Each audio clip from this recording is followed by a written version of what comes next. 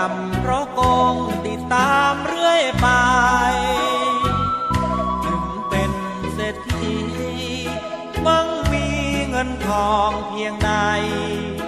หมดลมแล้วไม่อาจนำเงินไปได้เลยสักคน